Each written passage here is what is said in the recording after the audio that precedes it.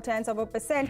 29% stake of RRPR in NDTV has been acquired by this entity called Vishwa Pradhan Commercial, a wholly owned subsidiary of the Adani Group. This equity conversion would turn the government into the telecom company's single largest shareholder as of Jan 2022. That would translate into a holding of 35.8%. Yesterday's close was strong. So in that sense, that means that the trend has still not turned negative yet.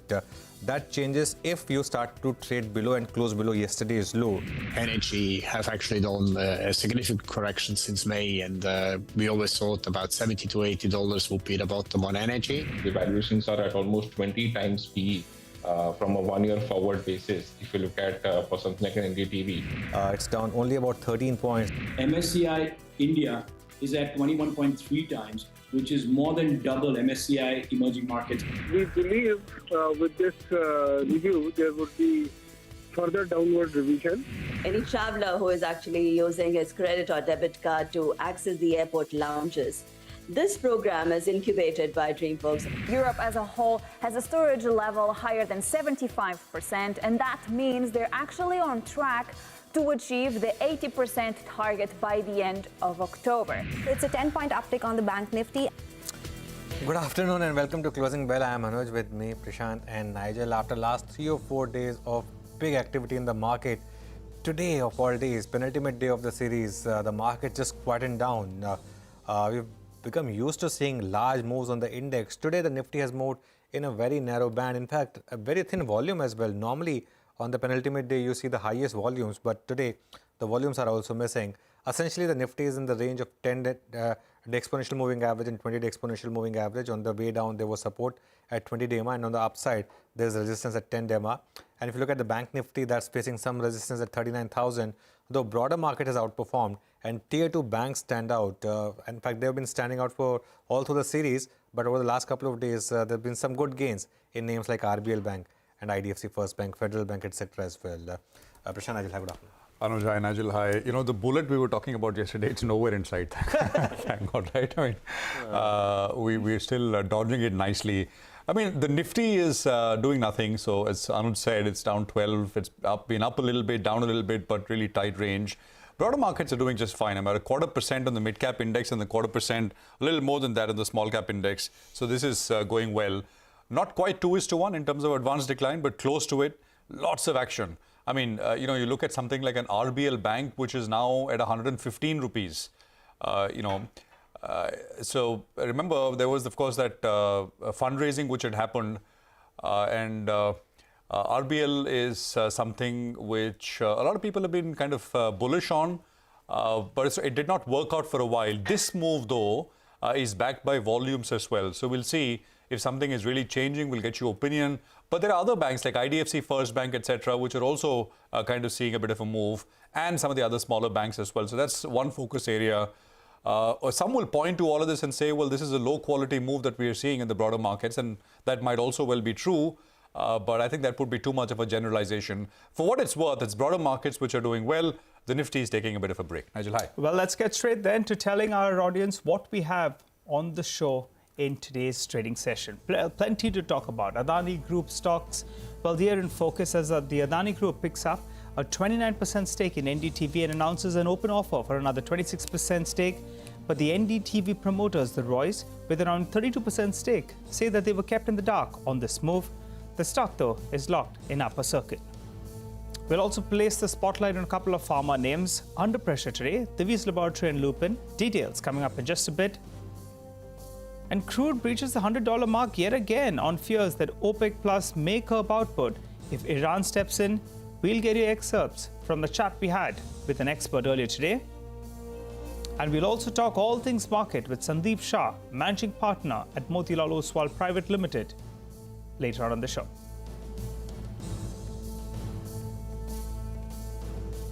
Welcome. Let's now do one thing. Let's talk about the last hour calls. We have Mitesh Thakkar joining us for that. Mitesh, good afternoon. Been a very sort of iffy kind of a day, right? I mean, rallies getting sold, dips getting bought, and the market's absolutely going nowhere. Your thoughts on the Nifty at least and on individual stocks? Yeah. Good afternoon. In fact, we were kind of the opinion that this kind of movement could emerge. See, what happened is that we had a very strong rally and then a decline, which looks like has started some kind of a correction. So I think, typically this is not a downtrend. So this is a correction, which means that, the markets will go down and then try to find a base. So I think this will become some kind of a contracting market as compared to the expanding market, which we had last week or last week, when the indices were continuously making newer highs. So I think, in that sense, consolidation is a fair outcome of this entire, or follow through as a follow through to the rally which we had seen. And I think 17,400, if that gets confirmed as the base, then I think we might see a 17,400, 850, 900 kind of range on the index. And then I think, we'll possibly resume the uptrend once this consolidation is over. So for the time being, trading with stock specific biases, I have one buy and one sell. Canfin Home is a buy. That's a stock which is near the day's high, also just about to get past the earlier swing highs. That's a buy with a stop at about 614 for targets of 655. While Britannia is something which is slightly negative on the charts, could possibly see more decline. So that's a sell. Keep a stop at about levels of 3670 here and a target of 3575 on the downside is what I'm looking at. Okay, all right. Thanks very much. Appreciate you joining in and running us through those trading ideas. We'll come back to you for more. Deepan Mehta, Director at Elixir Equities, is joining us now to take some questions. Deepan, great to have you with us here on the program. Thanks very much. Any word on the rally we are seeing in some of these banking names? RBL is limit up now, by the way, 10%. There is IDFC First, which I mentioned. Yes is making a bit of a move. Any thoughts at all? Good afternoon, Prashant, and thanks for having me on your show. I think the broader rally which has taken place in ICICI and Kotak Bank and some of the larger private sector banks, now that's percolating to the tier 2 private sector banks as well. We all know that valuations are pretty attractive over there, and broadly these companies are over and done with NPA provisioning and are now witnessing pretty good credit growth. And all of these three companies, I think balance sheet has been gradually improving and they have enough capital for growth as well. So I think what is underway is a re-rating of the price to equity, EPS or price to book ratio for these companies. They have traded at much higher PE, P to book multiples in the past prior to the IL&FS crisis. And now I think some ground is being recovered over there. In terms of going forward, I think, sure, they'll do well. I think this particular trend may continue for some more time. But then, these companies essentially have displayed not so great performance when the crisis is there in the banking sector. So to that extent, investors should be a bit cautious that whenever the next downturn comes, these banks may be hit again. All right, Deepan, you have to be a little bit cautious. But what if you had to choose between, a few of these names? RBL Bank, IDFC First Bank, and you throw in there a federal bank as well. Among these three, would you look at that, and what's the preference? Nigel, good afternoon. Our preference is for IDFC First Bank. Maybe we are biased because we own shares in that company. But of all the private sector banks, I think in terms of recent performance, in terms of track record post-merger with IDFC, this has been among the best performer.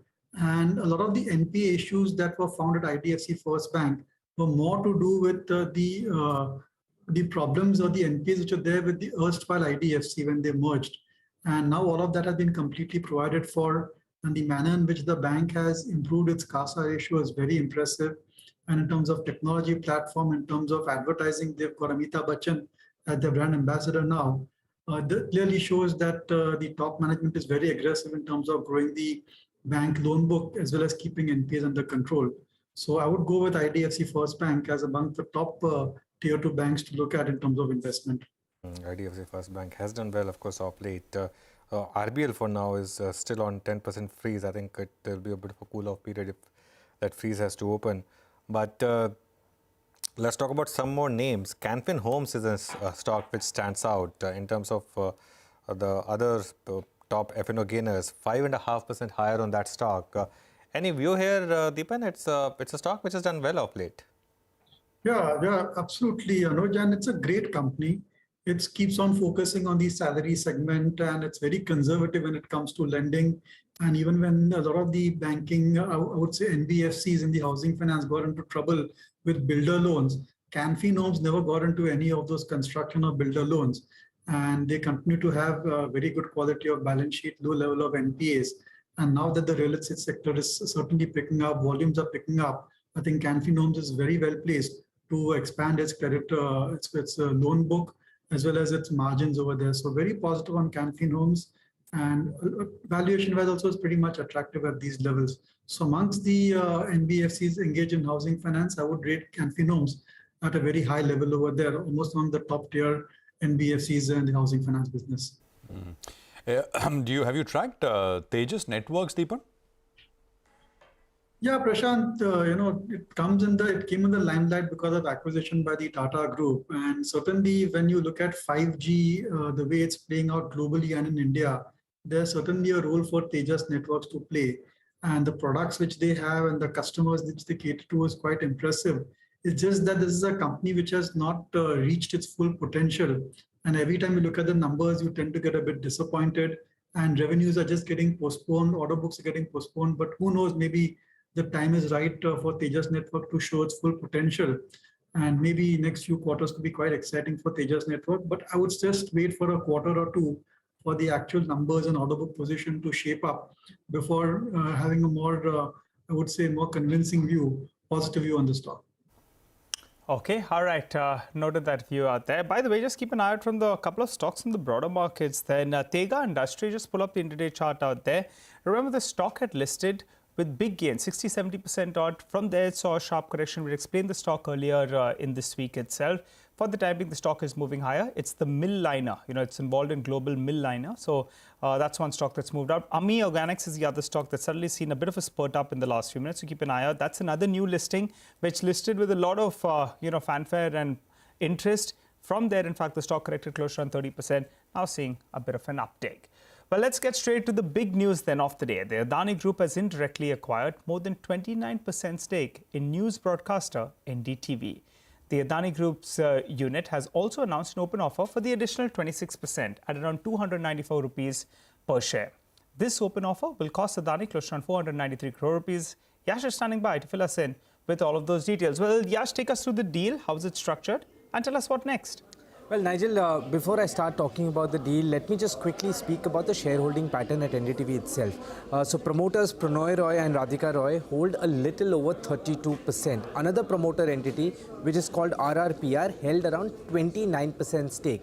Now, it's this 29% stake which was held by RRPR as an entity that has been acquired by this another entity called Vishwa Pradhan Commercial, which is a wholly owned unit or a subsidiary of the Adani Group. Now, interestingly, the announcement on Adani Group acquiring Vishwa Pradhan Commercial also came minutes before they announced the whole the concept of acquiring RRPR's 29% stake in NDTV.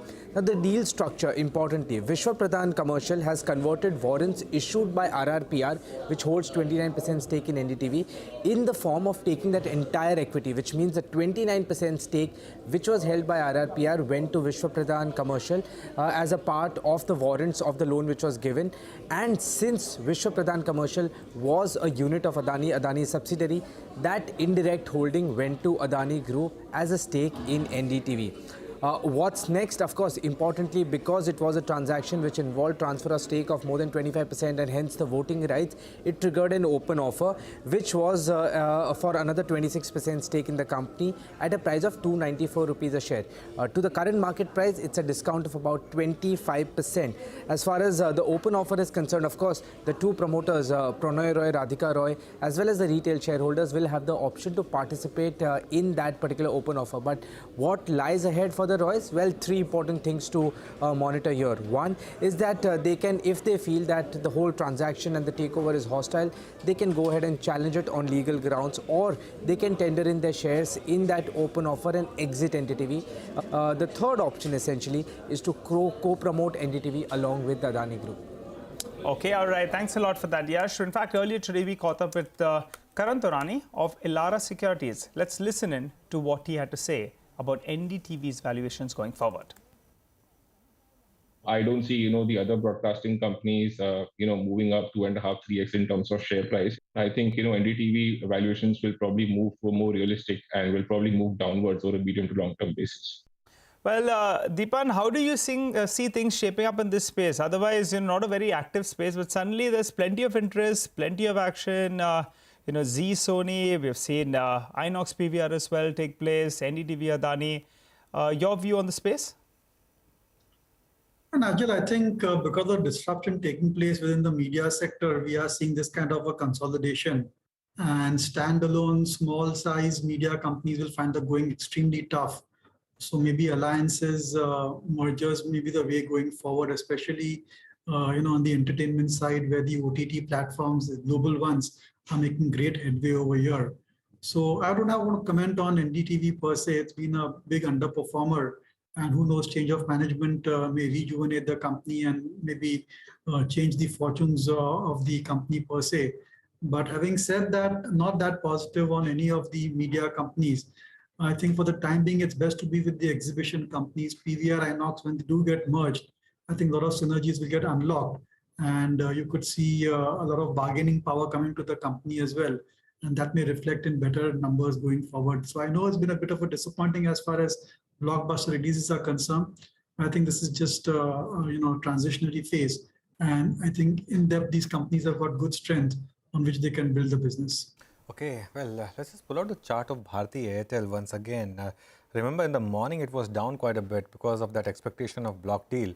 That, of course, did not happen. So today, you've seen some short covering, but the expectation is that eventually that block will happen. But what happens after that? It's been a big outperformer, Deepan, Bharti Airtel. But at 740, is it now too expensive, or do you think it perhaps could still give you decent returns from here on? You're right, Anuj, it's been a great outperformer. And at these levels, given the investments which they have to make in 5G, and I thought they are behind the curve as far as raising their tariffs are also concerned. It's been a while since they have done it. And as well as keeping in mind the competition, I would say that at this level, it is fairly valued. And maybe you would get market-related returns going forward on Bharti Airtel. So, I mean, if you have in your portfolio, you can continue to hold it, but I wouldn't advocate fresh purchases at these levels. Okay. What we'll do is, Deepan, stay with us. We'll shift focus to the pharmaceuticals pack. Lupin is under pressure. Ekta is joining us to tell us what is dragging it lower. Ekta, over to you. Thanks for that. Well, one of the big pieces of news that the street is watching with regards to Lupin is the launch of a particular inhaler drug, Spiriva generic. Now, just to give you a background, this particular drug, the target action date, which is basically the indication from the US FDA on where this approval stands for Lupin when it comes to this drug, was expected in August of 2022. As of their Q1 FY23 conference call transcript, they have indicated that the target action date was the 17th of August. Now, remember that this is not a line in the sand that they have to get approval by this date, but the street is worried that there is a lack of clarity in terms of when they could probably get approval, if this approval is also going to come in the month of August or not. Now, just to put it into perspective, in Q1, the street, the Lupin management sounded quite confident with regards to this particular drug. They had said that they had responded to all of the agency questions. They were hoping for approval soon. They're hoping for a launch in Q4, and the launch preparations were on as of Q1 FY23 as well. Now, also in the Q4 call, they had indicated that the device manufacturer was in fact inspected by the US FDA. They believe that the inspection went well, and they are responding to all of the agency questions. And when it comes to their Pithampur Unit 3, in the past it was inspected for this particular drug. If in case the US FDA wants to re-inspect them, we don't have clarity on whether or not that is something which is probably on the cards. How big a drug or opportunity is it? It's around a $700 million drug. It is expected to be limited competition. If in case there are three players, which is basically the innovator Lupin as well as the authorized generic in the market, Lupin can still make up to around $100 million per year from this particular drug.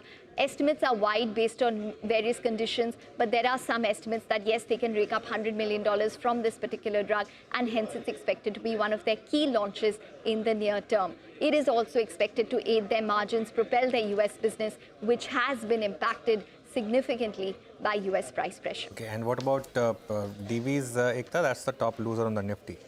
Well, yes, there is a Kotak Institutional Equities new view which has come out on the AGM. They have maintained their optimistic outlook. Several projects related to the 6 growth engines are expected to go on stream in the next 2 years as per the company in the AGM. But Kotak indicates that recovery in generics API is unlikely to help bridge the gap from the lower molnupiravir sales that the company is expected.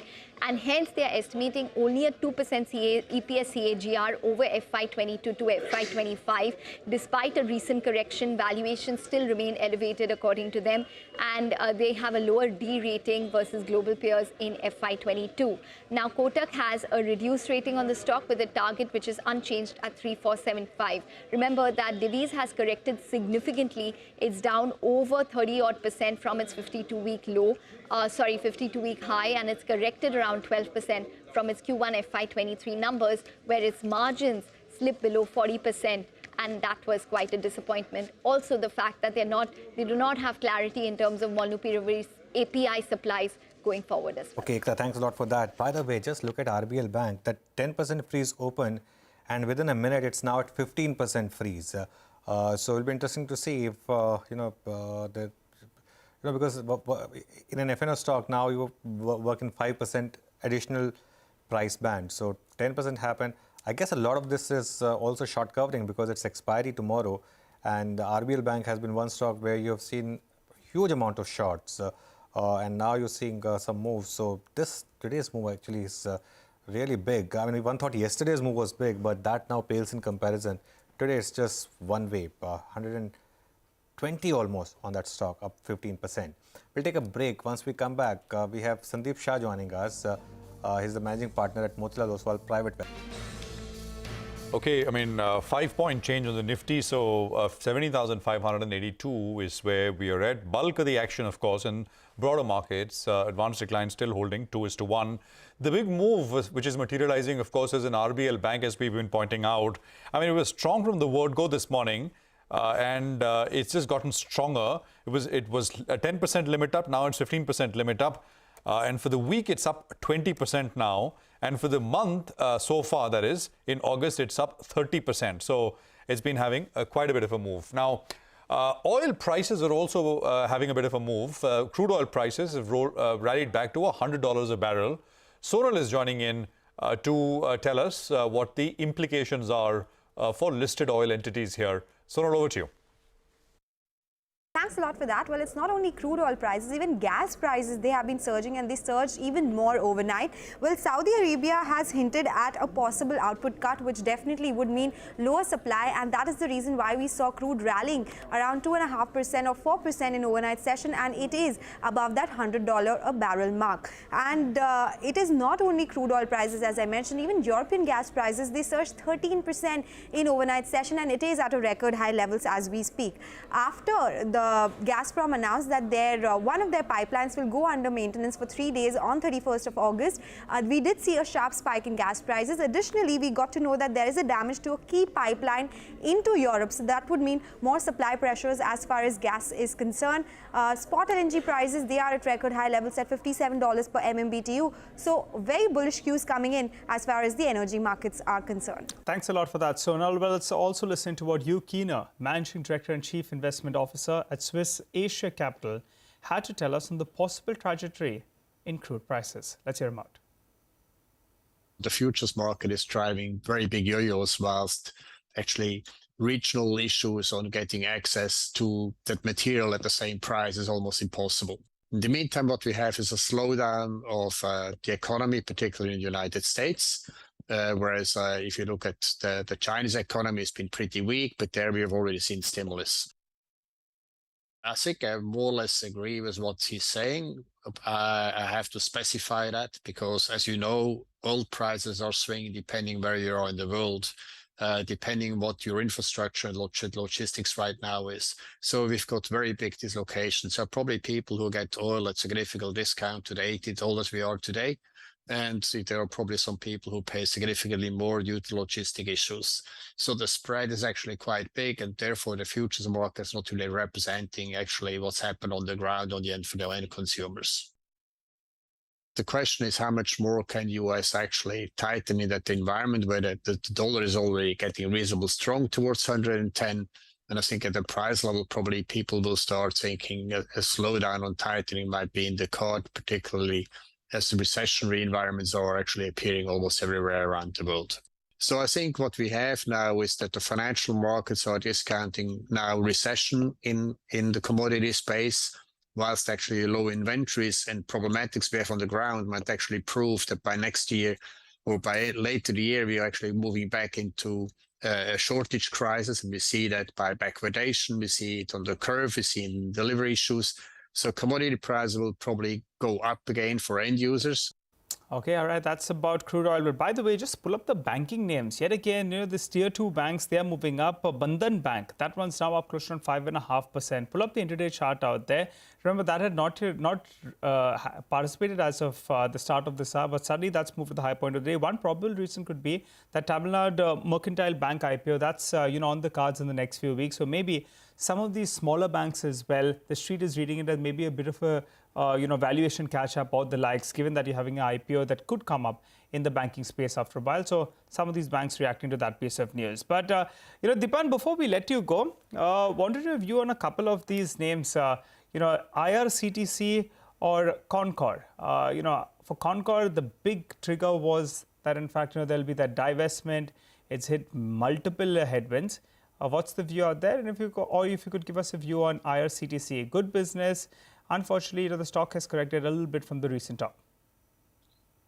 I think Irctc, I would just like to wait and watch for the time being. And given the valuations it's trading at and the potential end of the day, it has just got one major source of revenue. So that's a risk factor. So keeping that in mind, I'd keep Irctc on the side. If you're already invested, it would remain invested, but not fresh purchase at these levels. Concor is quite interesting if the government actually goes ahead and privatize it. All the uncertainties around privatization, the kind of rentals which have to be paid to the railway ministry, those have been sorted out. And given its kind of near monopolistic position and the kind of placements which are there for its container freight stations, and of course the tracks which it has already laid down, I think it's a very interesting opportunity. It's just that privatization will act as a big trigger. But even if that doesn't happen, I think you could expect steady returns coming in from Concor. Okay, Deepan, we'll let you go on that note today. Thanks a lot for joining us. Well, Adani Enterprises is doing what it normally does, which is all of a sudden just wake up and have that big vertical move. Just pull out that chart of Adani Enterprises. There it is, 3108 is what you have on that. Nifty region. One of these days. One of these days. It should happen. It should happen by the end of this month. So now, how much of it is in the price? Because it's been such a massive outperformer.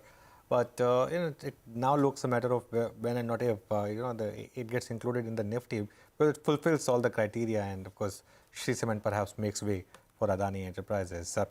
We have Sandeep Shah joining us now, managing partner at Motilal Oswal Private Wealth Management. Sandeep, hi, good afternoon. So much happening in the market. Are you bullish or bearish? Well, I haven't changed my stance for a while now. I've been maintaining that what we saw was a bull market correction. And even I think in a month back when I had come, the market had corrected about 15-18%. I maintained this is a bull market correction. And therefore, I'm quite happy to see that the markets have bounced back. Of course, it's going to be a jagged line. It's never going to be a straight line. But I think this ongoing dip, if any, should be used to accumulate. Of course, valuations have crept back up. But, they're still reasonable. We're still at about 100% market cap to GDP. Perhaps on a trailing price earnings to price to book ratio, we're probably 10% above the long-term averages. But I think that given the fact that we are likely to see that the impact of lower commodity prices coming in the second half and impacting earnings positively, and given that a lot of the data that we see around us, the high frequency indicators are suggesting that the economic recovery remains quite strong. Of course, there are some global headwinds that we have to contend with. But in this context, I remain quite positive. Do not recommend buying 100% at these levels, but continue to recommend to stagger over the next 3 to 6 months. One could invest 50% even now. And, the balance 50% could be over the next 3 months. Okay. So basically, correction in an ongoing bull market, that view sort of Sandeep is holding on to, and he believes that's how it's going to play out. 17,581 for now, I mean, is absolutely flat. Sandeep, any thoughts on what's happening with these banks, smaller banks like RBL? In context, we've had a very anemic or little or no credit growth for a while now. And obviously now that credit growth is now close to 15%, I think the environment, the risk appetite of investors towards some of the smaller banks tends to increase. And I think to the extent that, some of these banks, seem to have developed good technology and good products. But I think the issue was really on the credit underwriting and risk management. And to that extent, I think RBI has made a lot of moves in that direction. And to the extent that investors are comfortable with, the credit quality of the book going forward, I think some of these banks have a brand and they have a franchise and they have technology, they have good products. And if they can demonstrate to the market convincingly, then I think there are investors who are going to be willing to look at some of these smaller banks. All right. Got that, Sandeep. Sandeep, what about, you have mentioned that you could be interested in some of those good quality PSUs. What could qualify as these? I mean, if you could give us a couple of names or sectors that these PSUs work in. Well, I've been saying that for, I think, almost a little more than a year on your channel as well. And I think that there still remains some good quality PSUs in the power space, with some earnings growth with a reasonable dividend yield. You could selectively look at defense as well, because I think the growth on the defense side is just humongous. And I think that's, if the last decade was one of globalization, and clearly this decade is going to be of onshoring or self-localizing, and to that extent, defense being such a key important for any country, I think, and the government emphasis on defense, some of these PSUs have a huge head start on the defense side. And I think some of those also one could look at. Okay, so PSU is something that one could look at. Sandeep, what about some of these oil marketing companies? They have been completely forgotten. Since you're talking about the PSUs, in particular, names like HP and BP, do they deserve sort of a relook? Well, frankly, I think it's a place where few investors want to tread, because wherever there is indications of government regulation, especially which could hurt them adversely, I think the valuations are always going to suffer. And then there can be points of time when it appears that government regulation is not against these, or government intervention is not against the profitability of these companies, but that could again change on a dime. And given the fact that, geopolitical tensions haven't really gone away, and the concerns and the war in Ukraine continues, and, saber rattling continues elsewhere in the world, in this context, it's going to take, extremely distressed valuations for investors to want to tread there. So I'm not saying there isn't value, but I think it's really more for opportunistic investors who can time their entry and exit, and perhaps not really for the faint-hearted or for longer-term investors, because things could stay like this for a long time, or they could again turn back. So that's what I would recommend. Okay. By the way, I just wanted to ask you, on that banks question, you said there will be investors willing to bet given the credit growth, etc. Would you be willing to bet on any of these names, Sandeep? Okay. Frankly, I'll put it this way: that there is a hypothesis in place where, the biggest concern, I'll tell you what are the two major concerns actually for the smaller banks, right? The large banks, especially the private sector, I think the case is open and shut, right? You don't need, we all know what the case is. But I think in the smaller banks, I think there are two things you want to be really careful about. One is, like I mentioned, about their ability to, on the credit underwriting side, and the comfort that you have there. And the second is also their ability to invest in technology. Because what is happening is that technology is actually becoming a differentiator. We've seen that one of the large private sector banks has suddenly gained significantly at the cost of the largest private sector bank in terms of valuations. And the only reason for that happening, it has actually been the perception about technology. both the banks have great products, and arguably the largest private sector bank has probably the best credit underwriting. So if you're comfortable with that, but you need to actually get into deep in the credit book. I think that's the point for the smaller banks. If you can go into deep, wade in deep, look at the sectoral exposures, look at their credit exposures in terms of and also what is the allocation to sectors, allocation to borrowers. I think if you have a comfort on that side, or if you think that RBI has done enough, or some other private equity fund has done enough about this, then I think it's probably safe to go there. Sandeep, we'll thank you on that note today. Thanks a lot for joining us. RBL Bank, by the way, even hit 20% freeze and now just cooled off a bit after that. Just one massive move which is on in the stock right now. The Bank Nifty as well, by the way, is picking some pace now. It's once again back about 38,900, making a move towards 38,940. 39,000 is where it's facing some kind of resistance. That's also where the 10-day MA or 10-day exponential moving average is placed. So maybe there would be some bit of resistance around that. Let's do one thing. Let's take a break. Once we come back, we'll get you a check on the dealing rooms in D Street Chatter. And of course, Mitesh will be back with us for BTST calls.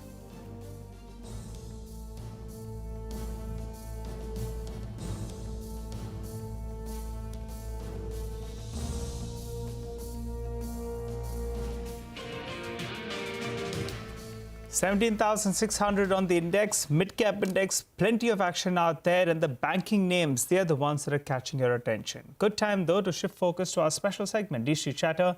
Nimesh joins us to give us a quick insight into what's going on out there. Nimesh, go ahead. Hi, Nigel. On the Nifty, it may look like the markets are consolidating, but there is a lot of action in the broader markets today, and a lot of stocks are buzzing. Looks like it's a combination of short covering as well as fresh buying. But there is a lot of action in the broader markets today. I guess ahead of the expiry and the Jackson Hole mid, there is a bit of consolidation at the Nifty level. But as I said, there is a lot of anticipation and buying interest in the broader markets. Even in terms of flows, again, it's a mixed day. But I understand there's going to be a small market at close, buy flow at a leading FI desk. So some large caps may get impacted because of that small MSC buying at a leading FI desk. As I said, there is a lot of action in the broader markets. So a lot of the small private bank stocks are buzzing in trade. The capital good names like ABB, Siemens are buzzing in trade. So there is a lot of action and buying interest in the broader markets today, both from retail as well as from the larger FIs as well as from the domestic funds. So for the expiry, the overall feedback is maybe will range between 17,400 and 17,600. A big meaningful drawdown or a fall can only happen below 17,200 on the Nifty. That's the overall feedback from a technical point of view. But today, while Nifty is consolidating, there is a lot of action in the broader markets. Okay, Nimesh, what about individual stocks? What have you picked up? Lots of names. So the first name is Piramal Enterprises. That stock is buzzing in trade.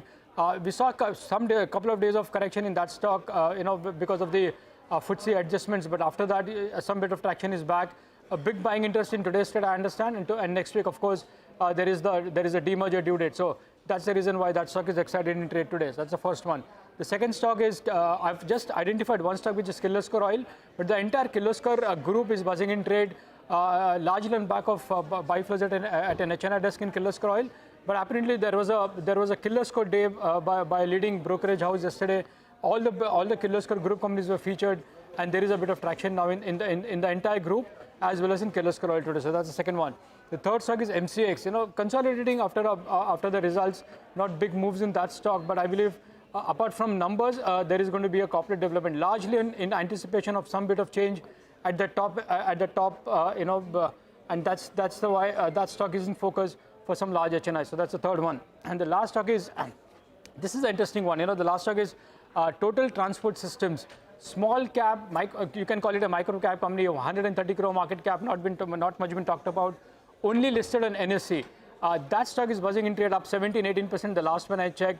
A lot of interest from larger HNIs is what I understand, and there is a strong buzz of a large corporate development in this particular stock. So came into my chatter list for the first time, but interesting name, a small 130 crore market cap, that is Total Transport System. It's into logistics space, but some bit of action from larger HNIs is what I understand in this particular stock. Doctor Circuit actually. 20%. 92 is where it is. And by the way, volumes are the highest they are since December of 21.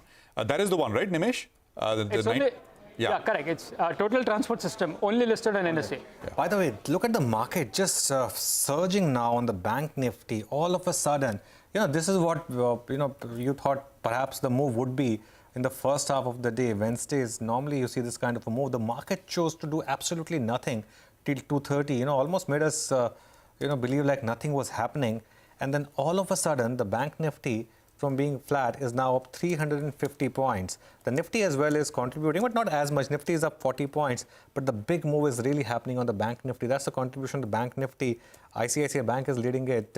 Of course, HDFC Bank, Kotak also doing quite well, but 350 higher, 39,053 days high now on the Bank Nifty. Let's get back to Mitesh Thakkar for BTST calls. Mitesh, bit of a breakout again on Bank Nifty. Your thoughts and your BTST calls? That's right, Anuj. I think big move happening on the banking index, and actually, I was just looking at some of the banking names. The Bank Nifty has had a weekly pivot around this 39,500, 39,700 zone. So I think once that is cleared, then I think the Bank Nifty should attempt 40,500 to about 41,000 again. So remains positive over here, but I have in fact shortlisted Federal Bank as a BTST call. I think it's been consolidating and not getting past 112 today. I think it's closing above that. So it's a BTST with a stop at just below 112 for targets of 117, 118 for tomorrow, and then maybe even position targets of around 124 on the upside. The other which I like is a NBFC, that's Chola Finance. That's also making a fresh swing high. So it's a BTST with a stop at about 792 for targets of around 810. Okay, all right. Thanks a lot for that, Mitesh. By the way, markets moving up and a few stocks as well have jumped up in trade. So let's discuss a few of them. Sudeep Bandyopadhyay joins us. Hi, Sudeep. The big deal that was announced overnight, Adani as well as NDTV. But, it seems there's a bit of a rub-off on the sector. Maybe it's just for a couple of days or so. But Sun TV, we know for a long while there's plenty of value out there. Cash and books, they have their IPL team as well, core business valued at very low multiples. Would you look into any of these names from the media space, few listed stocks that we have? Good afternoon, Nigel. Yeah, absolutely. In fact, we have been looking at both Sun as well as Z, for different reasons. Sun, of course, because of the valuation was looking attractive. And, you're absolutely right, the IPL team sitting inside, which also has appreciated in value significantly since the time they acquired it. And Z we were looking at because of predominantly the merger and professionalization of the management. I think that was one big factor as far as Z was concerned. So both these stocks has been under our watch. Sun we had been actively recommending a buy up to a point in time, and even now I think it does look attractive. As far as the transaction which has been announced, I think there are multiple levers and multiple the factors which has probably led to this transaction, and it's too early to comment and also comment on the valuation. As a standalone news channel, I think the value at which today NDTV is getting traded, or even the offer price, I think it's evaluation which is at a significant premium to probably what it should be valued at, assuming you look at the standalone news business. We all know the revenue, out of the total advertisement revenue, about 10% is what is going to the news channels. And with that kind of a mix, the kind of valuation which NDTV is today is looking a bit stretched. So I definitely will not recommend anybody to get into NDTV or start buying NDTV thinking of this acquisition or what may or may not happen. But as far as the other stocks are concerned, yes, there is definitely value for an investor in Sun and even in Z. Okay, that's a point taken. For now, though, I mean, there is, as Nigel pointed out, a bit of a rub-off effect showing up in other pure news media, sort of television news companies as well. All cargo is up about 6% or so. We had the management with us, I think, yesterday. And it's at about, 321 or so. It's a large logistics player. And of course, there are names like Tejas, etc., which have been jumping from the for quite a while now. What else is doing well? ABB is up 7%. Varun Beverages has picked up gains. It was up 5.5% when we started. It's up 7.5% now. RCF is up 8%. Greaves Cotton has been buzzing from the morning. It's up 7% now. So, I mean, enough and more broader markets. And of course, I mean, Nigel's paper companies, right? I mean, West Coast Paper, there's a price increase from September 1st. So that's one reason. Other factors that in Europe, a lot of these plants are shutting down. So hope is there'll be some scarcity. But as we all know, it's a commoditized, business. So you have to be careful on that front as well. And select companies, Prashant, they have their tailwinds. SSI Paper, for example, I was going through their BSE release. They have some inventory that was stuck up in the first quarter that could be sold in the second quarter. So that's why quarter 2 will optically look good. Orient Paper, well, they have a boiler that's going to come on stream. That will save costs, ramp up production as well. JK Paper, the mix has changed out there. More amount of board papers. I think I'll stop. I mean, and there, you don't realize, but there are a lot of these companies which are listed, small companies in the paper space, which are actually listed, and they're all up, I mean, 7, 10, 12%, depending on what you want to look at. There's a lot happening in that space, as Nigel highlighted. But again, I mean, I think I know the answer to this one, Sudeep, but would you want to look at any of these names, or just too cyclical and too hard to time? Any thoughts? Well, Prashant, I think we missed one stock, which is also a big player in the paper industry. That's ITC Limited.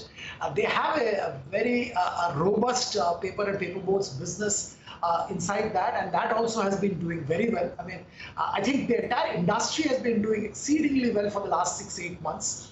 Multiple factors. Nigel was pointing out to some of these challenges in the global supply chain, and of course increase in local demand post the schools and colleges reopening and things like that.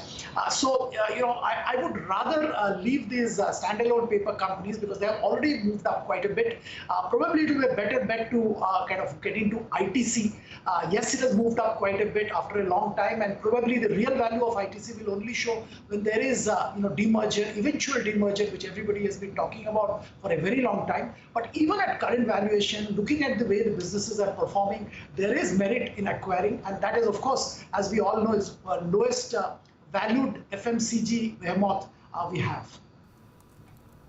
Okay, ITC, so I mean, you get a lot of other stuff along with paper, and that maybe is the reason why, I mean, most definitely that is the big reason why the stock has done well, not the paper as such. We'll Sudeep, stay with us. We'll take a very quick break here. We are going to come back. We'll play out sound bites from Mark Matthews of Bank Julius Baer, who we spoke with earlier.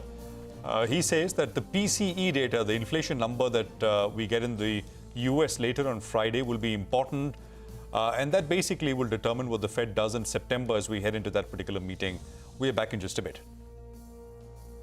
If you aggregate all of the central banks and what they've done over the last year, they've tightened more than in any time going back 50-odd years. And that leads the purchasing managers' indices. Central bank tightening or loosening leads the PMIs. So we shouldn't be surprised that they are below 50 and they are going down. The global economy is slowing down.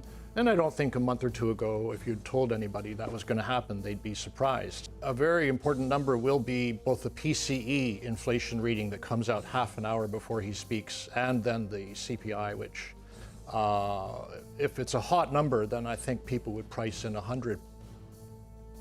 If we have a recession, the market will go back and test its previous low, possibly even new lows. That's what history tells us. If we look at the average of bear markets since World War II that were accompanied by recessions, you had an initial bounce like the one we had of about 20% or so, and then it fades. If we don't have a recession, then I think we'll keep going higher, possibly not in September, as I said, but over the next 3, 6, 12 months. My hunch is that will be the case because I think the labor market is just too strong to have a recession. If it is, it'll be extremely mild. The dollar is so strong, and you don't tend to see global investors buying emerging markets in a strong dollar environment. And my sense is that the dollar will ultimately hit 110. Well, we're not far from that. But until that happens, I don't really see big foreign inflows here.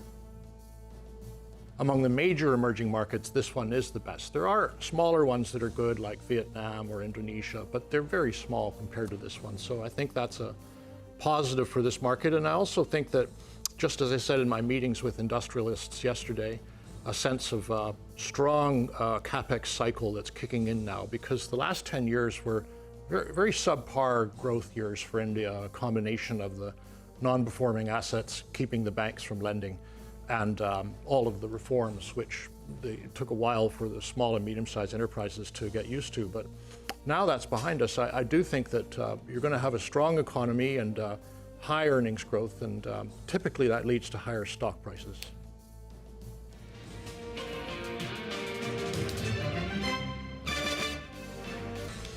Well, the markets are trading well in the green, but a couple of stocks have moved to the day's low. One such stock is Balrampur Chini. Sudeep, what's your view on this one? That debate out there, cyclical, not cyclical, ethanol play, things are going to turn around. The sugar element is still there, right? The stock from around 530 to around 340, all this in a matter of around 4 months. Your view on the stock from here? Well, Nigel, I think this sector, this segment will always remain volatile. But what has fundamentally changed is that ethanol blending policy has brought in some semblance of regularity in their business cycle. Earlier, it used to be peaks and troughs. Now, I think it will be still more manageable with more and more ethanol blending actually happening. Of course, the business will get impacted by the global production and global demand and issues around that. And the prices also, to a great extent, gets determined by what's happening in the global markets. So volatility, yes, will be there, but somebody is a long-term bet on commodities and somebody likes sugar. I think there is absolutely no problem in acquiring Balrampur Chini, taking the benefit of this correction, which we are witnessing in the recent past. But remember, it has to be given 1 year so that one full cycle happens before they can expect a good return and exit. Okay, by the way, just look at ABB's intraday chart.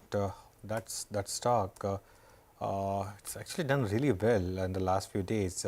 Ever since its numbers, there it is, FNO stock now, so 7% higher on that stock. Just pull out a slightly longer performance. There it is. I think that's when the numbers came. The dip that you are seeing is when the stock fell in line with when Siemens fell after its numbers. But after that, it's just one-way rally that we've seen. Sudeep, any view on ABB? Well, I liked Anuj these capital goods stocks because pretty much everybody is of the firm view that finally, after probably a 10-year period, we are getting into a zone where capex will be there, private as well as public, and this is energizing. But the Siemens results kind of shook that belief, and there were some question marks. But yes, ABB's numbers prove that things are looking up, and the way we look at it, I think even Siemens, ABB, and of course L&T we believe in, all these stocks are going to be good long-term bets at current levels. They had seen the worst. We haven't seen any good thing out of these companies for a very long time, but I think their time is now coming.